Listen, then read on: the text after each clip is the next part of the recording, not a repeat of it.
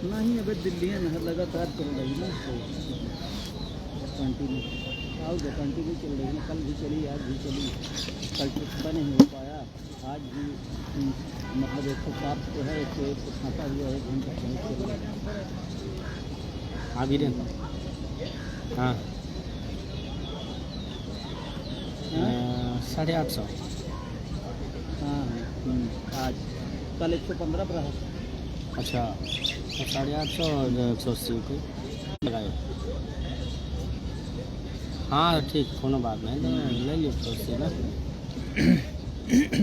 ठीक है, 850 180 ले लो। हाँ ठीक हाँ जोड़ 850 180। चल। हाँ सभी साथियों को नमस्कार। नहीं अभी जब तक देखो तो आवाज़ आ रही है इसमें।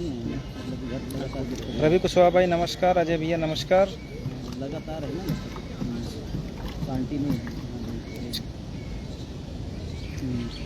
संजीव भैया नमस्कार, राकेश भाई नमस्कार।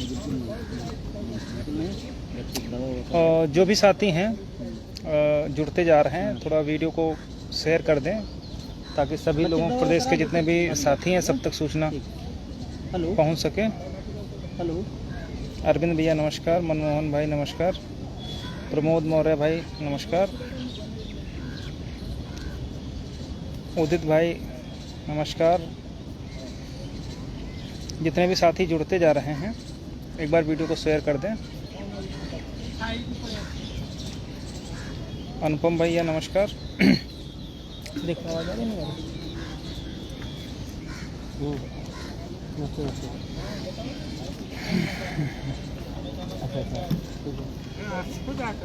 तो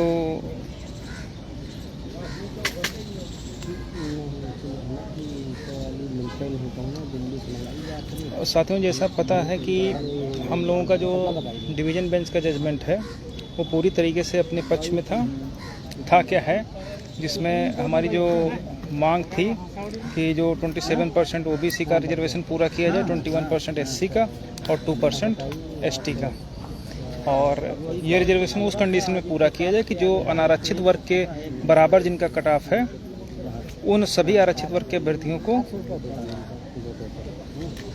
एज ए अनरिजर्व ट्रीट करते हुए फिर जो है फाइनल लिस्ट बनाई जाए, जिसमें ओबीसी और एससी का जो संवैधानिक परसेंटेज है रिजर्वेशन का उसको पूरा किया जाए। डिवीज़न बेंच ने जो जजमेंट है उसमें सारी बातें हम लोगों की मान ली और पूरी की पूरी जो लिस्ट है वो रद्द कर दी। ठीक है, और रद्द करने के बाद एक नई फ्रेश लिस्ट बनाने के लिए कहा है। फ्रेश लिस्ट में जितनी आरक्षित सीटों का नुकसान हुआ वो सारी चीज़ें कंसीडर करते हुए कोर्ट ने अपना जो ऑर्डर है वो पास किया है। सरकार को एक सिंपल सा डायरेक्शन कोर्ट के द्वारा दिया गया था कि आप पूरी लिस्ट हम रद्द कर दे रहे हैं, इसको आप 1994 और 1981 के परसुआंस में जो है कंप्लीट करते हुए बनाइए। उसमें चाहे ओबीसी को 20,000 सीटें मिलें, चाहे 25,000 मिलें, चाहे जितनी मिले। ठीक है, क्योंकि यदि आप अनारक्षित का कट ऑफ 67.11 पहली काउंसलिंग में था, अब तो हम लोगों को और फ़ायदा होने की उम्मीद है, दिखाई दे रही है। क्यों? क्योंकि जो थर्ड काउंसलिंग हुई थी उसमें जो ओबीसी का सामान्य वर्ग का गुणांक था, जो थर्ड काउंसलिंग था उसमें वो 67% से भी नीचे आ गया था और लगभग 66 अप्रॉक्स है, वो हम लोग भी देख लेंगे।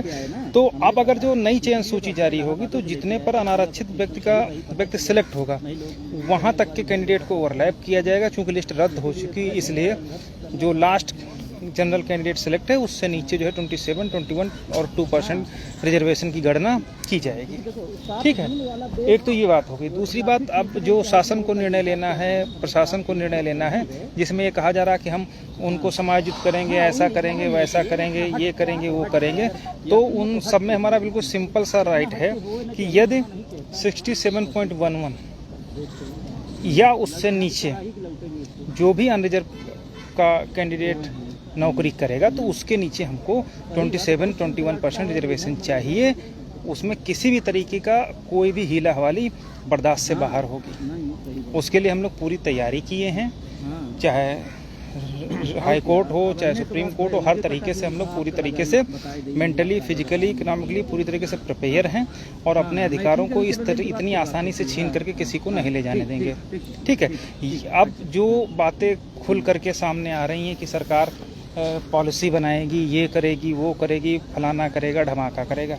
ठीक है, तो पॉलिसी अगर बनेगी तो पॉलिसी कभी भी किसी इंडिविजुअल व्यक्ति के लिए नहीं बन सकती है, पहली चीज़ तो ये है। और दूसरी चीज़, कहीं पर भी डिवीज़न बेंच ने पॉलिसी बनाने के लिए कहा नहीं। सिंगल बेंच ने पॉलिसी बनाने के लिए कुछ हल्का फुल्का लिखा भी था, लेकिन डिवीज़न बेंच ने उस जजमेंट को पूरी तरीके से मॉडिफाई करते हुए पूरी लिस्ट उड़ा दी है। तो अगर पॉलिसी जैसा कुछ होता तो सिंगल बेंच का जो जजमेंट था जिसमें पॉलिसी के लिए उन्होंने कहा था, वो चीज़ भी डिवीज़न बेंच में कंसीडर होती और वो जजमेंट में लिखवाई जाती। लेकिन माननीय उच्च न्यायालय की खंडपीठ ने पूरा क्लियर कट कहा है कि कैसे आपको लिस्ट बनानी है, कैसे ATRE को ट्रीट करना है, कैसे आपको फाइनल कैलकुलेशन करना है, किनको किनको ऑन रिजर्व में ले जाना है और कैसे रिजर्वेशन देना है। ये सारा चीज़ उन्होंने क्लियर कट अपने जजमेंट में लिखा है।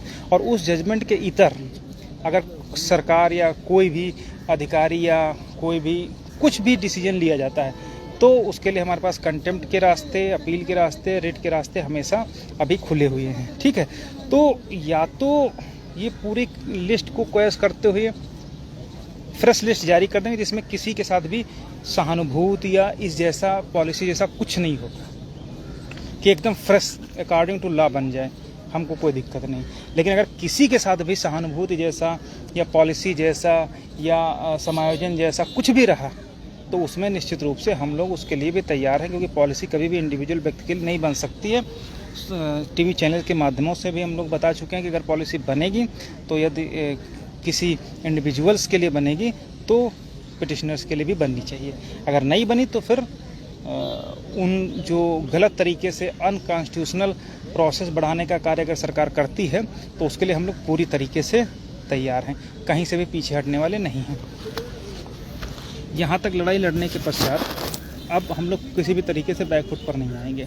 ठीक है, तो बहुत सारी बातें हैं, वो सारी बातों का अभी हम लोग डिस्कस करेंगे, लेकिन इसके साथ में और भी एक बार डिस्कस करना है। आज अभी एक पोस्ट आई थी, ठीक है, नेताजी की पोस्ट आई थी। ठीक है, तो ऐसे कुत्तों के विषय में मैं कुछ बोलना नहीं चाहता हूँ। हमारे रहमो करम पर अगर उनका हो जाता है तो ठीक है, लेकिन हमारे ईगो को हर्ट करेंगे तो जो अभी तक उनका हश्र हुआ है उससे बुरा हश्र होगा। और ये जो धमकी, अनहोनी जैसी स्थिति है जो तुमने लिखा है अपने उसमें, तो पिछली बार तो चांद के बाल नकली लगवा करके उगाए थे, लेकिन इस बार इतने जूते पड़ेंगे कि बाल तो छोड़ो, पूरे बदन पर एक भी बाल नहीं पड़ेगा, रह जाएगा। इसलिए तुम अपना काम करो, हमें अपना काम करने दो। हमारे प्रति ना तो कोई सहानुभूति की ज़रूरत है, हमारे प्रति ना ही किसी तरीके की ईर्ष्या, जलन, द्वेष की ज़रूरत है। ठीक है, मैं तुम्हारे काम में, तुम इतने दुष्ट हो जिसका कोई जवाब नहीं। जिनसे लड़ना चाहिए उनसे नहीं लड़ें, उल्टा अपने ही वर्ग के भाइयों को तुम धमकी देने का काम करते हो। ये समझ लेना कि जलने में देर नहीं लगेगी। ठीक है, मैं कुछ कहूँगा नहीं, जो कुछ हमने आज तक किया है किसी से छुपा नहीं है। तुम्हारे तो औकात इतनी नहीं थी कि तुम अपील फाइल कर सकते, तुम्हारे तो औकात इतनी नहीं थी कि तुम ड्राफ्ट करवा पाते, तुम्हारी औकात इतनी थी कि तुम जगह जगह जा कर के ये कहते थे कि ATRE हम कोई जीतने वाला पैदा नहीं हुआ। और आज जब हमने ना केवल ATRE जिताया बल्कि पूरी लिस्ट रद्द करवा करके एक कॉन्स्टिट्यूशनल राइट जो हमारे आरक्षित वर्ग के भाइयों को था उनको दिलवाने का काम किया, तो वहाँ पर अपने निजी स्वार्थ के वशीभूत होकर के तुम कह रहे हो कि इनके साथ अनहोनी कोई हो जाएगी तो उसके जिम्मेदार नहीं होंगे। और रही सहानुभूति की बात, मुझे न तुझसे कभी सहानुभूति न होगी, क्योंकि तुझ जैसा नीच गद्दार आदमी मैंने आज तक नहीं देखा। ठीक है, आमतौर पर मैं इन सब चीज़ों को लाइव के माध्यम से उठाता नहीं हूँ, लेकिन मेरा खून इसलिए खौल रहा है क्योंकि हमारे ही साथियों और हमारी बदौलत तुमको नौकरी की उम्मीद जगी है और हमको ही टारगेट करने का काम कर रहे हो। तुम्हारी औकात इतनी है, जिनको तुम लिस्ट में रखे हो वो 10, 100, 200, 500, 1000 लोग धरने में नहीं आ पाते हैं, और हम अपने जो कम गुणांक वाले साथी उनको लेकर के फिर वहाँ जा करके लाठियाँ भजवाते हो, फिर नौकरी लेने की जब बारी आए तो तुम 6800 चिल्लाओ। इसलिए इस लाइव के माध्यम से भी और अपने थोड़े कहो को ज़्यादा समझो, हमसे भिड़ने की कोशिश मत करो, अपना काम तुम करो, तुम 6800 चिल्ला रहे थे। मैंने तुम्हारे अगेंस्ट में आज तक एक भी बात नहीं की, ना आंदोलन में भी हम कही कि हाँ भाई तुम इनकी मांग क्यों करो, जबकि कोर्ट ने स्पष्ट कहा कि पूरी लिस्ट रद्द करके नए सिरे से बनाते हुए आरक्षण दिया जाए। 28,978 कैंडिडेट 67.11 से ऊपर हैं। 13,007 का हलफनामा दिया है कोर्ट में सरकार ने कि इतने किया, बाकी 15-16 हज़ार सीटें ये मिलनी चाहिए। और तुझ जैसा नीच आदमी एक सोशल मीडिया के साथ साथ चैनल में बैठ करके कहता है कि 19,000 सीटों का घोटाला नहीं है, बल्कि 19,000 में 13,000 दे दिया, 6,000 दे करके आरक्षण पूरा कर दिया। अरे शर्म को, तुमको तो डूब के मर जाना चाहिए वहीं गोमती नदी में, इस तरीके का क्रियाकलाप है। तो बस कहना सिर्फ इतना सा है कि हमारे ईगो को और हमारे गुस्से को ना हट कर तो ज़्यादा तुम्हारे लिए फ़ायदेमंद रहेगा। ठीक है, तुम्हारे बुलाने पर 100 लोग नहीं आएंगे, और हम अगर बुला देंगे तो किसके साथ अनहोनी हो जाएगी वो किसी से बताने की जरूरत ही नहीं है। इसलिए अपना काम तुम करो, अपना काम हमको करने दो। ठीक है, तुमको दर्द नहीं होगा क्योंकि तुम इस जो जजमेंट पास हुआ है, तुम तो केवल हरामखोरी की होगी को गार्डन बैठ के, इधर उधर बैठ के अब मुँह न खुलवाओ तो ज़्यादा सही है, सब बदतमीजी की हो। और हम लोग पूरा जजमेंट पास कराए हैं, अपने दम पे लड़ करके इतना बड़ा जजमेंट कराए हैं जो नज़ीर बनेगा, जो आने वाली पीढ़ियों के भविष्य को सुरक्षित करेगा। ठीक है, तो हम मतलब अपना जजमेंट बचाने भी सुप्रीम कोर्ट ना आए और वहीं जा करके थाली पीट करके तुम्हारी तरीके से नाचना शुरू करें कि हाँ तुम्हारा लिस्ट में नाम आ जाए, बात खत्म हो जाए। अगर हमने ऑर्डर करवाया है तो उस ऑर्डर को बचाने की जिम्मेदारी भी हमारी है। ठीक है, क्योंकि हर जजेस का क्या माइंड सेट रहता है, क्या रहता है, वो तुमको तो उन बेशर्मी से कोई मतलब है नहीं। पैसा ले लो, कहीं कुछ कर लो, कहीं कुछ कर लो। ठीक है, तो हमारा जजमेंट है, अगर उसमें कुछ भी ATRE जैसा कुछ फिर से चेंज होने की बारी आई, TT रिजर्वेशन, तो हमारे लिए तो जो सारी मेहनत है वो तो पानी में चली जाएगी। लेकिन तुम क्या बेशर्मों तरीके से दांत निकाल दोगे। तो हम अपने जजमेंट को चूँकि कराए हैं, कितनी मेहनत करी है, उसकी ड्राफ्टिंग में कितनी मेहनत करी है बहस के दौरान हर कोर्ट में, तो उसको बचाने के लिए हम हर संभव प्रयास करेंगे, चयन हमारा हो और चाहे न हो। अगर मेरिट बनेगी, अगर 67.11 नौकरी करेगा, अगर 66 पॉइंट जो थर्ड काउंसलिंग अनरिजर्व वाला नौकरी करेगा, तो हम लोगों का भी राइट रहेगा, उसको हम कोर्ट में भी रखेंगे। कोर्ट अगर हमको भगा देगी कि नहीं तुमको देंगे, तो हम उसको सिर माथे लेकर के किनारे हट जाएंगे। ठीक है, न्यायपालिका ने हमारा साथ नहीं दी, जो आदेश किया हम उसका पालन करेंगे, हमको कोई दिक्कत नहीं है। लेकिन इतना जरूर है कि अगर 67.11 नौकरी करेगा या 66 पॉइंट जो थर्ड काउंसलिंग के अनरिजर्व गई है वो नौकरी करेगा, और या अगर अनरिजर्व के लिए पॉलिसी बनेगी, तो उस पॉलिसी का विरोध हमारी तरीके से पूरी तरीके से किया जाएगा और अंतिम लड़ाई तक हम लोगों के द्वारा लड़ी जाएगी। ठीक है, उसमें चाहे पिटिशन रिलीफ हो, चाहे पूरी लिस्ट फिर रद्द हो, चाहे ATRE फिर से रिजल्ट क्लियर हो, चाहे फिर से सूची रिवाइज हो, उसका हमको कोई वो नहीं है। लेकिन इस जजमेंट के लिए हमने दिन रात एक किया है, इतनी मेहनत करी है, तो उसको पहली चीज़ तो उसको बचाने के लिए हम हर संभव प्रयास करेंगे, पहली चीज़। और दूसरी चीज़, अगर इलीगल अपॉइंटीज हैं और अगर वो नौकरी करेंगे, तो उनकी नौकरी के बाद जो अनरिजर्व की कट ऑफ है, उसके बाद हमको 27% के लिए हम मांग यहाँ भी रखेंगे, वहाँ भी रखेंगे। और अगर उनके लिए कोई पॉलिसी बनती है तो उस चीज़ को भी हम पूरी तरीके से नज़र बनाए रखे हैं कि पॉलिसी कभी भी इंडिविजुअल के लिए बन ही नहीं सकती। अगर पॉलिसी बनेगी तो उसमें हम लोगों के लिए भी पॉलिसी बननी चाहिए। कोई खाला जी का घर नहीं है, ना कोई भंडारा चल रहा है कि जो मर्जी आकर के बैठ के पूड़ी कचौड़ी लेकर के खा के निकल ले। अगर गलत है तो या तो बाहर हो, और अगर वो सही है 27% उसके कट ऑफ के नीचे हमको चाहिए, वो चाहे 19,000 सीटें निकल के आए, चाहे 25,000 सीटें निकल के आए। क्योंकि अब हम राइट, अब जो अगर नए सिरे से अब अगर नई चयन सूची बनेगी, तो नई चयन सूची में तो जो थर्ड काउंसलिंग हुई थी, तो थर्ड काउंसलिंग में तो अनरिजर्व का कट ऑफ 67.11 से नीचे आ गया। तो अब नई लिस्ट में जो वो थर्ड काउंसलिंग वाला अनरिजर्व कैंडिडेट चयनित है, उसके नीचे हमको 27% होगा, क्योंकि उनको अगर बचाने जाएंगे तो उसके नीचे फिर अब गणना होगी। तो जो ओवरलैप 28,000 हो रहे थे लगभग 29,000, अब तो उनसे ऊपर भी होगी। तो इन सब बातों को भी हम लोग कंसीडर कर रहे हैं। इसके लिए चाहे पंचायत बैठे, चाहे सर्वोच्च न्यायालय में पंचायत बैठे, चाहे हाई कोर्ट में बैठे, कहीं भी बैठे, लेकिन इतना जरूर है कि पॉलिसी या ऐसा कुछ भी बनेगा तो उसके खिलाफ हम लोग पूरी तरीके से लड़ाई लड़ेंगे, कहीं पर भी वो नहीं होंगे। ठीक है, और बाकी इनको क्या चाहिए, इनके शर्म हया तो पूरी बेच के खा गए हैं।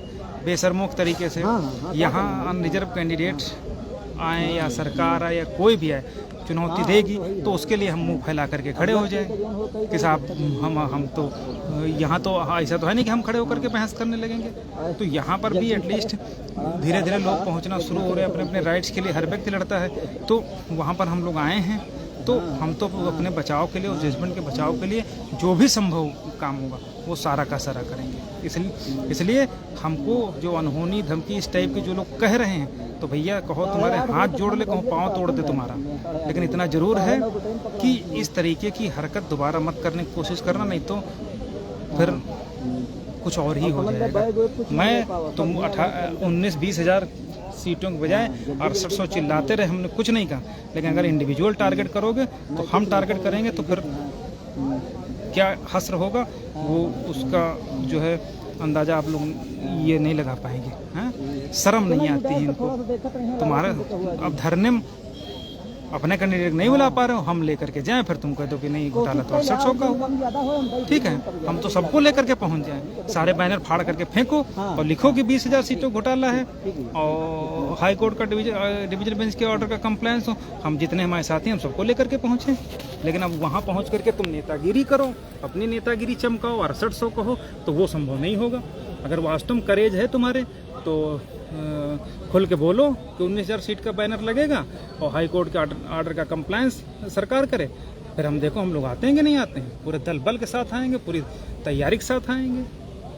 ठीक है, पूरा लखनऊ ने भर दिया तो कहना, लेकिन अब ये सोचो कि हाँ तुम्हारी हम भड़काव में आकर के हम अपने कैंडिडेट को लेकर के वहाँ पहुँच जाएंगे और फिर तुम 6800 का राग अलापो, तो नहीं होगा। 6800 भी हमारे भाई बहन हैं और जो 6800 में उनकी शक्लें देख करके मैंने इस जजमेंट डिवीजन बेंच में इतनी मेहनत की, चलो कम से कम अब हमारे ही समाज के हैं इनको नौकरी मिल जाए।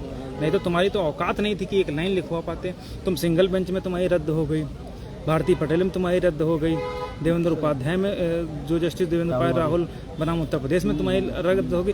किस मुँह से बात करते हो कि 6800 की तुमने काम किया है? अरे हम कहें तो कहें ही, कोई माने 800 के तुम्हारे ही साथी जो हमसे लगातार बात करते हैं, सब जानते हैं कि किसने उसके लिए पीछे काम किया, और तुम तो खाली मुंह फैलाते रहो बैलों तरीके से। हैं, एक भी लाइन लिखवा पाए हो कहीं तो बताओ। भारती 3 में नहीं लिखवा पाए हो, राहुल बनाम उत्तर प्रदेश सरकार में नहीं लिखवा पाए हो, सिंगल बेंच में नहीं लिखवा पाए हो, डिवीजन बेंच में नहीं लिखवा पाए। भाई किस मुँह से बात करते हो? शर्म नहीं आती है? ठीक है, बात करते हो। और रही बात धरने में हमको बुलाने की, तो भास्कर सिंह यादव आएंगे, पूरे दमदारी से आएंगे, बशर्ते अगर तुम्हारे करेज हो तो वो बैनर हटा करके लिखना कि 20,000 सीटों घोटाला है और डबल बेंच का सरकार पालन करे। हम लोग देखो आते हैं कि नहीं आते हैं। बाकी सुशील भाई बताएंगे। साथियों नमस्कार, जैसा कि आप सभी साथियों ने सुना, भास्कर भाई ने सारी बातें डिस्क्लोज की कि हम लोगों ने सुप्रीम कोर्ट में कैविएट फाइल कर दी, क्योंकि ओवरऑल हमको जो डिवीजन बेंच का जजमेंट है उसको भी कवर करना है, साथ ही साथ ट्रांसपेरेंसी लिस्ट भी बनवानी है। ये नहीं कि इंडिविजुअल या निजी स्वार्थ के लिए जो है कि एन कैन प्रकारण किसी तरह से हमारा हो जाए।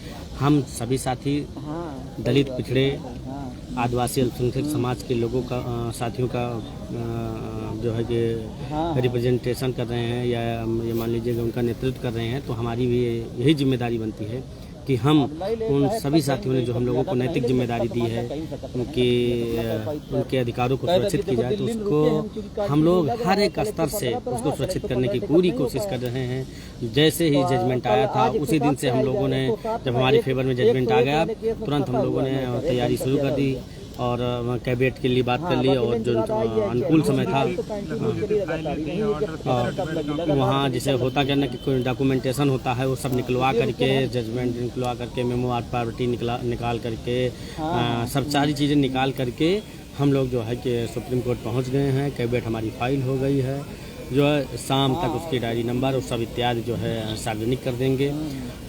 हमारी जो लीडिंग अपील थी महेंद्र पाल एंड अदर्स, जो डिवीज़न बेंच की थी 172/2023, उसी में हम लोगों ने फाइल करके सारी जितने कनेक्टेड रिटेल अपीलें रहीं सबको प्रोटेक्ट कर दिया गया है। किसी भी साथी को जो भी जितनी भी अपीलें रहीं महंतपाल से कनेक्टेड सब कवर्ड हो गई हैं। अब कोई भी जर्नल या कोई रिजर्व या कोई भी अगर कुछ SLP माननीय उच्चतम न्यायालय में लाता है तो वो बिना हमारी पक्ष को जाने कोर्ट या हमको सुने बिना कोई भी ऐसा रिलेवेंट आर्डर नहीं पास करेगा जिससे जो हम लोगों का हित हो। अब हम लोगों ने सुप्रीम कोर्ट में भी मजबूत हो गए हैं। यहाँ पे भी अब डरने की या किसी भी प्रकार की किसी साथी की दिक्कत नहीं है, क्योंकि यहाँ भी हमारी जो है कि जो कैबिनेट होती है वो फाइल हो चुकी है।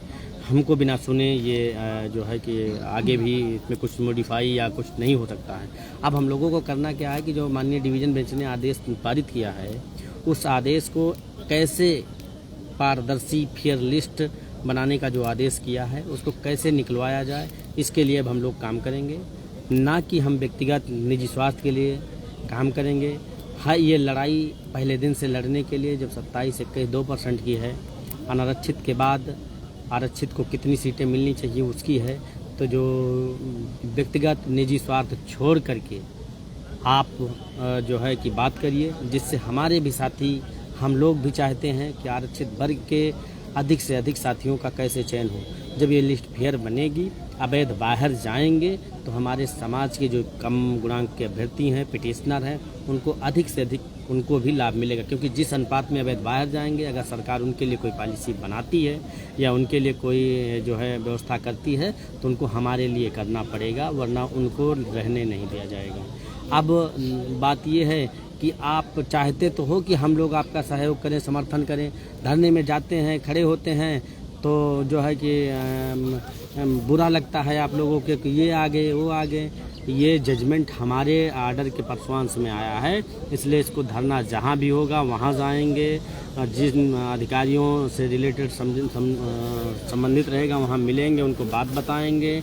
और इस ओवरऑल जजमेंट लागू नहीं हुआ तो सरकार की ईंट से ईंट बजाने के लिए हमारे साथी तैयार बैठे हैं। सिर्फ वो टीम का जो है काल का इंतज़ार कर रहे हैं, टीम की सूचना का इंतज़ार कर रहे हैं। वो कहते हैं कि भैया आप बताइए, हम लोग कूच करें। लेकिन ये कैसे है कि लड़ाई हमारे कम गुणांक के अभ्यर्थी, अदालत में लड़ने वाले अभ्यर्थी लड़ें और आप सिर्फ राग अलापों की मात्र महज इतने का ही घोटाला है। भैया हो, लिस्ट फेयर बनेगी तो 6800 नहीं और भी हमारे साथी दलित पिछड़े समाज से आएंगे, उनका भी हित होगा। तो इसमें किसी भी साथी को गुरेज नहीं होनी चाहिए, किसी भी साथी को वैमनस्यता नहीं रखनी चाहिए। क्योंकि जितने ही हमारे समाज के लोग ब्यूरोक्रेसी में जाएंगे, नौकरशाही में जाएंगे, उतना ही हमारा समाज, हमारे लोग मजबूत होंगे, उतने ही हम लोग मजबूत होंगे। ये लड़ाई नस्लों से जुड़ी हुई लड़ाई थी, इसलिए इसको दिन रात करके लड़ा गया। जो लोग ये कहते थे कि ATRE नहीं जीत पाएंगे, ये नहीं कर पाएंगे, दुनिया की बातें कहा करते थे, हमारे हौसलों को कमज़ोर करने की कोशिश करते थे। लेकिन जब हम लोगों ने सुदीप सेठ साहब को सारी कहानी बताई थी, उन्होंने यही कहा था कि जजमेंट तुम्हारे ही पक्ष में आएगा, तुम जीत जाओगे, क्योंकि तुम फला आर्डरों से प्रोटेक्ट हो, कवर्ड हो, जो है सुप्रीम कोर्ट के जो है आर्डर से हो, उससे इतर उच्च न्यायालय नहीं जा सकता। तभी हम लोगों को आशा और उम्मीद लगी कि हम लोगों को अगर शिद्दत के साथ लड़े तो जो नस्लों के साथ या हमारे साथ हो रहे अन्याय का हम लोग जो है, जो सिंगल बेंच ने गलत फैसला किया उसको हम लोग मॉडिफाई करा करके, इम्प्रूव करा करके सही जजमेंट डिलीवर करवा सकते हैं। लिहाजा उसी नक्शे कदम पर हमारी टीम ने काम किया और अंततः OBC SC अल्पसंख्यक हमारे भाइयों की जीत हुई। अब कुछ वो लोग, होता क्या ना कि समाज में कुछ ऐसे भी लोग होते हैं जो समाज को बांट करके उसे महत्वाकांक्षा इतनी बड़ी हो जाती है कि हमारे सिवा कोई और ना दिखे, ये कहने लगते हैं। हम लोग धरने में गए, जैसे आगे खड़े होते हैं किंचा से लोग इतने साथी पहुंचते हैं, यहाँ तक कि तो बहुत ऐसे हमारे समाज के अभ्यर्थी हैं पैर तक छूने लगते हैं, जबकि हम लोग उनको रोक देते हैं, नहीं भैया आप हमारे समाज के भाई हो, हमारे मित्र हो, हमारे परिवार के साथी हो, हम आप न बड़ा हूँ न छोटा हूँ, आपका भी एक भाई हूँ, आपके समाज का हूँ। आप लोगों को जिताया तो कहने लगते भैया आप दोनों लोगों ने इतनी अथक मेहनत की जिसके बलबूते पर ये जीत मिली है। यकीन ना हो तो वीडियो फ़ोटो देख लो, पहुँचूँ तो कम से कम 50 बच्चे आते हैं, घेर लेते हैं। पूरी 19,000 सीटें मिल जाएंगी ठीक तो है, किसको मिलेंगी? 19,000 अगर सीटें मिलेंगी तो उसमें तो 6800 कैंडिडेट हमारे साथी, उनको नहीं मिलेंगी क्या? हमारे भाई बहन रहेंगे, उनको नहीं मिलेगी क्या? उनके साथ अधिक से अधिक लोगों को लाभ मिलेगा कि नहीं मिलेगा? हाँ? लेकिन अब जब दिमाग में ये बात बैठा लिए हो कि इनका नहीं होने देंगे, उनका नहीं होने देंगे, तो ये खाला जी का घर नहीं है कि आपके चाह लेने से इनका नहीं होने देंगे या हमारे चाह लेने से हम तुम्हारा नहीं होने देंगे। जो नियम कानून व्यवस्था कहती है उसी के तहत भर्ती करना है, ना कि देख लीजिए गलत तरीके से भर्ती किए थे। 4 साल में आज देखिए सड़कों पे आकर के खड़े हो गए, दया की भीख मांग रहे हैं। अब वो कहने लगे कि वो आरक्षित वर्ग के अभ्यर्थियों को ना निकाला जाए, हमारे साथियों को उनको भी रख लिया जाए। अब कह रहे हैं जब हम लोगों ने उनकी गर्दन पकड़ ली और पकड़ कर निकाल कर बाहर करने की पूरी नौबत आ गई। बेशरम आदमी अब अपने कैंडिडेट के लिए नहीं कहेगा कि जो हमारे लड़ने वाले हम कोर्ट में उनको बड़े कर शर्म लेगा। की बात है कि वो जो हमारे खिलाफ रहे, जो वो उनको अपने साथ बैठाते हो, उनको कहते हो कि तुम्हारा हित नहीं होगा, समायोजन किया जाएगा। अरे उनका क्या, उनका कोई ग्रीवांस ही नहीं है। वो 4 साल से नौकरी कर रहे हैं, हम 6 साल से सफ़र कर रहे हैं इस मुकदमे का। उनके प्रति कोर्ट सिंपैथी दिखाएगी, हम 6 साल से सफ़र कर रहे हैं, हमारे लिए नहीं सिंपैथी दिखाएगी कोर्ट। तो ये सब छोड़ो, हम आरक्षित वर्ग के चाहे 6800 के साथी हों, चाहे 19,000 पीड़ित अभ्यर्थी हों, सभी साथियों से निवेदन करूंगा, बताना चाहूँगा कि हमको सिर्फ फेयर लिस्ट पे ही जीत हमको मिलेगी। वो सर्व समाज के लोगों की जीत उसमें होगी जो आरक्षित वर्ग का होगा। फेयर लिस्ट नहीं आई, बीच से कोई रास्ता निकाल करके अगर करने की कोशिश की तो ये संभव नहीं है कि इसके चीथड़े उड़ने में कितने दिन बचेंगे। इतने मतलब कि जान लीजिए कि जो कोर्ट टीम है, पहले दिन जो कह दिया वही आगे होता गया, क्योंकि हम लोग अपनी मर्जी से कुछ नहीं करते हैं। सीनियरों से कंसर्न करने के उपरांत उनसे कंक्लूजन लिया जाता है कि इसमें सर हो क्या सकता है, तो फाइनल अपनी जो ओपिनियन देते हैं वही बात हम लोग लाइव के माध्यम से आप लोगों तक जो शेयर करते हैं। यही हमारे संतोष भाई हैं, रात दिन शैलेंद्र वर्मा जी बस्ती के हैं, रात दिन एक कर दिए हैं। उनके प्रति हमदर्दी किसी की नहीं। इनका सबका ब्रेन वॉश ऐसे कर लिया गया कि ये लोग लड़ाई झगड़े पर उतारू हो जाते थे। संतोष यादव जी हो गए, ये शैलेंद्र वर्मा जी हो गए, तमाम मुक्ता जी हो गए, तमाम ऐसे कम गुडांग के भाई हमारे लोहा सिंह जी हो गए, जो है इन सभी साथियों ने जो कंधे से कंधा मिला करके पहले दिन से इस लड़ाई को लड़ना शुरू किया। उनके बारे में आपने नहीं सोचा, आप सिर्फ निजी स्वार्थ में एक नाम मात्र की मेजोरिटी पा करके उनका ब्रेन वॉश किए हो। उनको बताते हो कि हम 3 दिन में जियो निकलवा देंगे।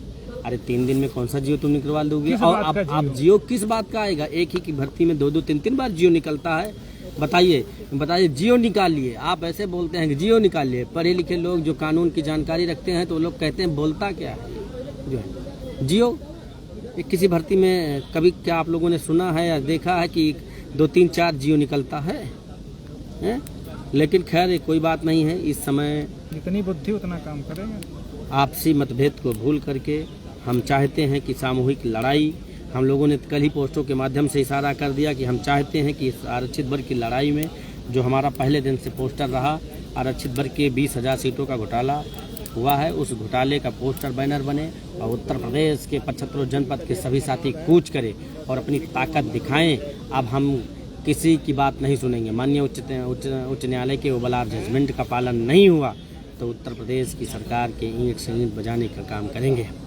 क्यों? क्योंकि इससे पहले आप यही कहा करते थे कि राष्ट्रीय पिछड़ा वर्ग आयोग कोई अंतिम फैसला, अंतिम कोर्ट नहीं है। जब उच्च न्यायालय जो आदेश करेगा उसका मैं पालन करूंगा। अब माननीय उच्च न्यायालय ने आदेश कर दिया, उसका पालन करो। और नहीं करना है तो एक बात बताओ कि अगर साथ हो तो साथ रहो, अगर साथ नहीं रहना चाहते हो तो खिलाफ रहो। लेकिन अब दिखाने के लिए ओबीसी एससी के साथ रहते हो, चुनावी लिस्ट जारी करके दलितों पिछड़ों के वोट को टेकल कर लिए, ले लिए, उसके बाद में फिर मुकर रहे हो। तो ये जान लीजिएगा कि एक म्यान में ना 2 तलवारें रह सकती हैं, ना एक भर्ती में 69,000 से अतिरिक्त रह सकते हैं। अगर अतिरिक्त रहेंगे तो आरक्षित वर्ग के याची भी रहेंगे। जितने अवैध बाहर जाएंगे उतने ही हमारे पिटिशनर भी अंदर जाएंगे, ये मैं दावे के साथ कह रहा हूँ। इस वीडियो को सभी आरक्षित वर्ग के साथी सेव कर लें, चाहे वो 800 के हों चाहे जो भी हों, क्योंकि आज जो सीनियर 800 के भी हमारे भाई बहन हैं, हमारे समाज के लोग हैं, पहुँचते हैं, मिलते हैं तो गले लगाते हैं, दुआ पहलेगी करते हैं, हम लोग भी उनका सम्मान करते हैं क्योंकि वो हमारे समाज के हैं। बहुत से ऐसे अध्यापक हैं जो 69,000 भर्ती में शिक्षक हैं आरक्षित वर्ग के, उन सभी का समर्थन हम लोगों को मिल रहा है, हमारी टीम को मिल रहा है। वो तो यहाँ तक कह दिए हैं कि भैया मुकदमा सुप्रीम कोर्ट में लड़िए, क्योंकि ये नस्लों से जुड़ा हुआ मामला, हम लोग नौकरी तो कर रहे हैं, ज़रूरत पड़ेगी तो आप लोगों को भी जो यथासंभव होगी वो हम लोग फंडिंग करेंगे, मदद करेंगे। क्यों? क्योंकि आप दोनों लोगं ने इतनी मेहनत करके ये आर्डर लाए हो, ये सबके बस की बात नहीं है। प्रोटेस्ट कर देना, आंदोलन कर देना, भूख हड़ताल पर बैठ जाना, ये कोई दीर्घकालिक का हल नहीं होता है। लेकिन जो एक जजमेंट होता है, आर्डर होता है, वो आगे चलकर कानून बन जाता है, क्योंकि उसी के हवाला दे करके, जैसे राघवेंद्र प्रताप सिंह में सरकार ने खुद ही कहा था ATRE भर्ती का भाग नहीं, उसी को हम लोगों ने कोर्ट को बताया, उसी की परिपाटी तो आगे बढ़ रही है। तो हम उन आरक्षित वर्ग के साथियों को बताना चाहते हैं, समझाना चाहते हैं कि किसी के बरगलाने में अब नहीं आइएगा। अगर मुकदमा ये आगे बढ़ता है, अगर ये मुकदमा आगे बढ़ता, हम तो यही चाहेंगे कि मुकदमा आगे ना बढ़े, लेकिन अगर ये मुकदमा आगे बढ़ता है तो हम आरक्षित भाइयों से यही कहूँगा कि सभी को मौका तो आपने कई बार दिए, लेकिन कोर टीम को एक बार मौका देना, और जो कहेगी कोर टीम वो करके दिखाएगी। जितनी सीटें हैं, एक चाहे सीटें हों चाहे 10 सीटें हों, ये सरकार से हलक से निकालने का पूरा काम करेगी। ये झूठे बरगलाने का काम हम लोग नहीं करेंगे।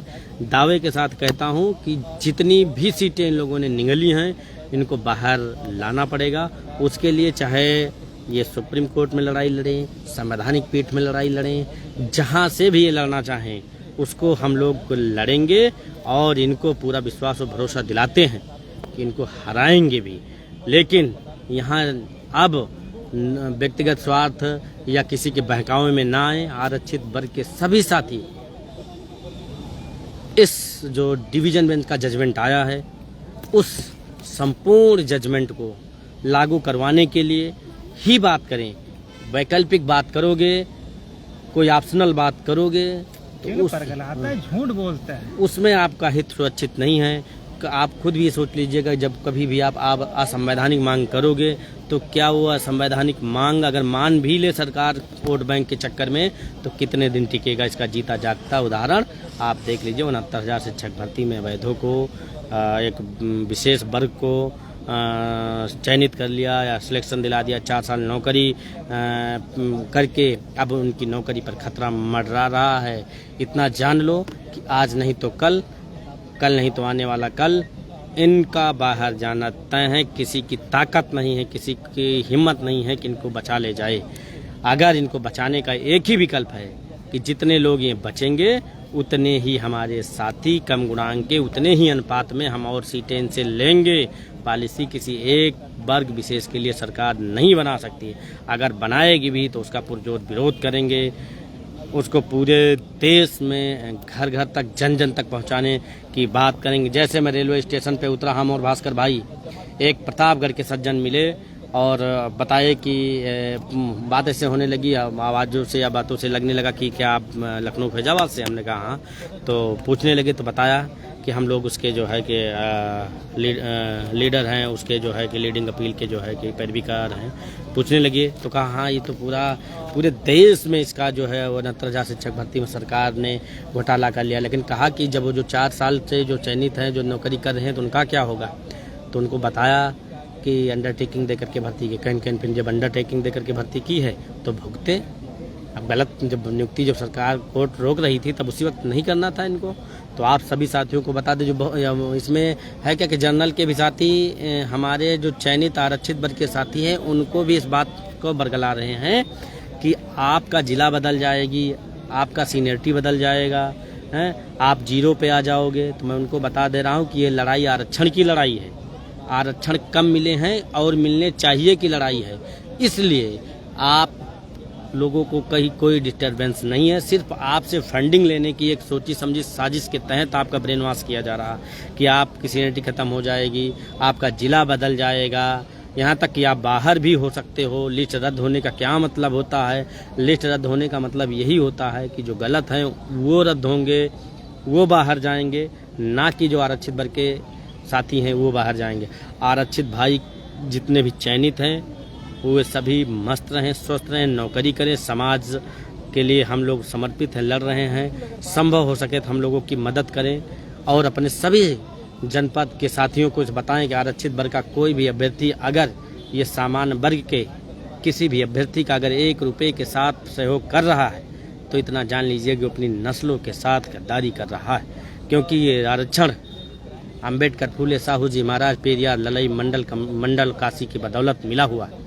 इसके लिए इन्होंने कितनी कुर्बानियाँ दी हैं, इस बात को आप सभी पढ़े लिखे नौजवान सभी जानते हैं, समझते होंगे।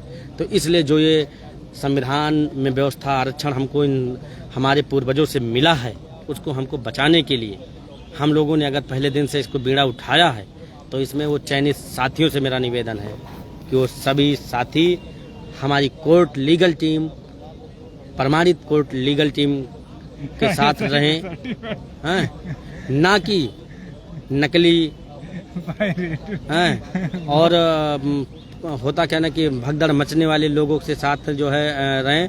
हम लोग कैविएट फाइल कर चुके हैं। कैविएट के बाद अगर फिलहाल हम नहीं चाहते हैं कि मुकदमा सुप्रीम कोर्ट में चले, लेकिन मजबूरी में अगर हमारे खिलाफ कुछ होगा तो उससे पहले हम लोग यहाँ हाजिर रहेंगे। उसके लिए चाहे हम लोगों को अपनी खेती बाड़ी क्यों ना बेचना पड़े, उसके लिए हम लोग तन मन धन से लड़ेंगे, क्योंकि ये लड़ाई व्यक्तिगत नहीं है, ये सामूहिक हमारे आरक्षित वर्ग के समाज की लड़ाई है और हमारी नस्लों से जुड़ी लड़ाई है। तो आप सभी साथियों को इतना बता दूं, आरक्षित वर्ग के उन सभी साथियों से बता दूं कि हमारी जो मांग है, माननीय उच्च न्यायालय ने जो आदेश किया है उस आदेश का ओवरऑल पालन होना चाहिए। अन्यथा की स्थिति में इसका क्या हश्र होगा आने वाला समय बताएगा। हम लोग जो है कि सुप्रीम कोर्ट में ही यहीं जो है कि बैठे हैं और सारा काम लगभग हो गया है। अभी कापी रिसीव हो जाएगी हम लोगों को, जो हम लोगों ने फाइलिंग कर दी है। महेंद्र पाल एंड अदर जो लीडिंग अपील रही है उसमें कनेक्टेड सभी अपीलें जो है कैबिनेट उसमें हो गई हैं। किसी भी साथी को कोई भी भ्रम या किसी के बरगलाने में आने की ज़रूरत नहीं है। कोर्ट टीम जहां से कोई सोचता है उसके 4 कदम आगे चलती है, एडवांस ही इसका काम करती है। यही कारण रहा है कि आज तक चाहे जर्नल रहा हो, चाहे हमारे समाज के कुछ गद्दार रहे हों, वो लोग कोर्ट टीम को पछाड़ नहीं पाए, हरा नहीं पाए। हम फिर से भरोसा दिलाते हैं अगर कोई सुप्रीम कोर्ट में पहल करेगा तो उसका भी यहाँ वही हश्र होगा जो उच्च न्यायालय की लखनऊ खंडपीठ में हुआ। इसलिए निवेदन है कि जो सिंगल बेंच, डबल बेंच ने जो फैसला दे दिया है उसी को मान लीजिए, वही को स्वीकार कर लीजिए। अन्यथा की स्थिति में आप लोगों का क्या हश्र होगा वो आने वाला समय बताएगा। आप सभी साथियों को शुभकामनाएं और बधाई इस बात की देना चाहता हूं कि आज नहीं तो कल जब भी आएगी वो फेयर लिस्ट आएगी और फेयर लिस्ट में हमारे अधिक से अधिक भाई बहन चयनित होंगे। अवैधों को बाहर नहीं करेंगे तो हमारे याची साथी उसमें कंसिडर किए जाएंगे। इस बात की मांग हम लोग पुरजोर हर जगहों पर कर रहे हैं और जल्द ही टीम एक बड़ा फैसला लेगी। अगर ये लोग पूरे 20,000 सीटों की बात नहीं करते हैं तो व्यक्तिगत एक हम लोग भी एक बड़ा प्रोटेस्ट लखनऊ की सरजमी पे करेंगे। वो डेट हम सभी साथियों से डिस्कस कर रहे हैं। हमारी भास्कर भाई से बातचीत हो गई है, क्या करना है, कैसे करना है। देखने वाली बात यह है कि हम लोग तैयार हैं, हम पूरी फेयर लिस्ट के लिए तैयार हैं, हमारी पूरी टीम फेयर लिस्ट के लिए तैयार है। हमारे पूरे उत्तर प्रदेश के नौजवान साथी मैसेज करके पूछ रहे हैं आना कब है, लेकिन आप पहले बैनर को हटाइए। बैनर में जो सही बातें हैं, जो मुकदमे में जो सही बातें ड्राफ्ट करके गई हैं, उस बात को लिखिए।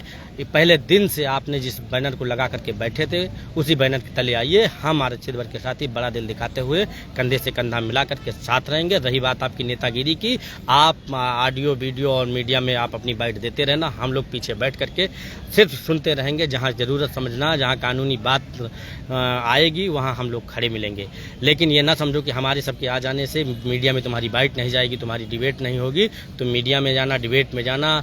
और यहाँ तक की बात, जब भी कहीं डेलीगेशन जाने की बात होगी तो भास्कर और हम में से एक व्यक्ति चला जाएगा। हम वोट नहीं करेंगे कि कौन जाएगा कौन नहीं जाएगा, लेकिन दोनों में से एक व्यक्ति चला जाएगा। लेकर के चले जाना, वहाँ इसलिए जाएंगे कि कहीं आप घाट पात ना करने लगो, हमारे पिटिशनों के बारे में बात ना करने लगो, मतलब हमारे पिटिशनों के खिलाफ ना बात करने लगो। एक लोग वहाँ चले जाएंगे और सारे लोग अपना आप नेतागिरी करिए। हमें आपकी नेतागिरी पर किसी भी प्रकार का कोई गुरेज नहीं है, कोई दिक्कत नहीं है, लेकिन नेतागिरी वहीं तक चलने देंगे जहां तक हमारे आर्डर पर आंच नहीं आएगी। जैसे हमारे आर्डर पर आंच आएगा तो आपकी नेतागिरी भी ख़त्म करेंगे। और अदालत से 2 बार आपको मुंह की खवा चुके हैं, तीसरी बार 4 बार भारती पटेल, और उसमें भी। और अगर यहाँ भी अगर आप कुछ गंदगी मचाने की कोशिश करोगे तो सदियों के लिए जो है चैप्टर क्लोज हो जाएगा इसका। तो इसलिए क्योंकि आप का अलग अलग जगहों पर, अलग अलग एटमॉस्फेयर पर अलग अलग व्यवहार रहता है, अलग शकल रहती है, ठीक है। क्योंकि हम लोग, किसी ने हमें बुलाया नहीं था कि 6800 जो SCRT पर धरना चल रहा, आप आइए। मैं व्यक्तिगत गया, लेकिन हमारे जैसे पहुंचने पर सांप सूंघ जाता है। और हमारे जितने भी साथी आरक्षित बन के बैठे होते हैं कहते हैं भैया चलिए बोलिए, कुछ कहिए और बुलाइए, लेकिन वो ये नहीं चाहते हैं कि हम लोग भी इस भर्ती के में आए और इसका जो है कि ये रिप्रेजेंटेटिव करें, जो है कि प्रतिनिधित्व करें। वो चाहते हैं कि हम करें। हम में ही अभी तक आप इतने साथियों का गला घोटा, वरना अब तक वो लोग नौकरी कर रहे होते। ज़्यादा कुछ नहीं करके कितना कहूँगा कि जो जजमेंट डिवीज़न बेंच का आया था, जो सिंगल बेंच में कमियां रह गई थी डिवीज़न बेंच में, उसको मॉडिफाई कराने के लिए हम लोगों ने प्रयासरत रहे और कहे भी कि मॉडिफाई करवा ले जाएंगे। आज उस जजमेंट पर अंदेशा है कि शायद आंच आए, तो उस आंच को बचाने के लिए हमारी टीम लखनऊ सुप्रीम कोर्ट पहुंच करके सारे कानूनी दांव पेच के तहत सभी 100 अपील में, महेंद्रपाल में जितनी अपीलें कनेक्टेड थी सबको प्रोटेक्ट कर दिया, सुरक्षित कर दिया। किसी भी साथी को कोई भी चिंता करने की ज़रूरत नहीं है। अब हमारे भास्कर भाई भी कुछ और कहना चाहते हैं। भास्कर भाई। साथियों, हमने तो ये सोचा था कि जो जजमेंट आएगा, क्विक रिएक्शन मैं कदापि नहीं करता हूँ, कि इसलिए मैंने पूरा सोचा विचारा कि क्या हो सकता क्या नहीं हो सकता, सारी चीज़ें हम लोगों ने कंपाइल की। लेकिन इस बीच क्या हुआ कि इन गद्दारों ने, चूँकि हमेशा गद्दारी इसके खून में भरी हुई है, ठीक है ना, ले करके वही झुंड 4-6 लोगों का ले करके वही जियो जारी करो, फलाना जारी करो, कोई भी बात होती है एक सिस्टम से होती है। अब इतना बड़ा जजमेंट आया है, आप लोग सोच के देखिए, ये केवल इंडिविजुअल हम लोगों की लड़ाई नहीं थी। अगर हम लोगों की लड़ाई होती तो शायद हम लोग इतना नहीं वो होते कि चलो ठीक है, लेकिन ये पूरी जनरेशन की लड़ाई थी। अगर टीईटी को रिजर्वेशन मान लिया जाए तो आप सोचिए कि हमारे जो आने वाले लड़के हैं वो सब कहाँ सफ़र करते। अगर ATRE को रिजर्वेशन मान लिया जाए तो हमारे साथ के जो भाई बहन, जब भी नया रिक्रूटमेंट होगा या किसी भी विभाग में होता तो उसमें सब में यही तमाशा बना देते और कह देते कि ये तो रिजर्वेशन है, कितनी बार रिजर्वेशन लेंगे। इनका तो यहाँ तक कहना था कि जो एज और फीस में रिलैक्सेशन कंसेशन है उसको भी रिजर्वेशन मान लिया जाए। तो इन सबके बावजूद हम लोग पूरी मेहनत से काम किए, ठीक है, पूरी लिस्ट फ्रेश करवाने के लिए काम कर दिए। अभी हमारे पास लगातार शासन से भी फ़ोन आ रहे हैं, LIU से भी फ़ोन आ रहे हैं, लगातार मान के लिए 4-6 फ़ोन आते हैं। तो वो हमेशा हम लोगों से, सुशील भाई से ये पूछते हैं कि आप लोग वास्तव में क्या चाहते हैं। तो हम लोग पूरा बताते हैं कि भाई कुछ लोग पूरा जजमेंट नहीं पढ़ते हैं, उनको कहते हैं कि वास्तव में दिक्कत कहाँ पा रही है, क्यों जजमेंट को ऐसा हुआ, सिंगल बेंच का क्यों मॉडिफाई हुआ, क्या आपका आरक्षण मिलना चाहिए नहीं मिलना चाहिए, क्या 20,000 का क्या लफड़ा है, 6800 का क्या है, सब चीज़ों को हम लोग पूरी तरीके से ब्रीफ किए।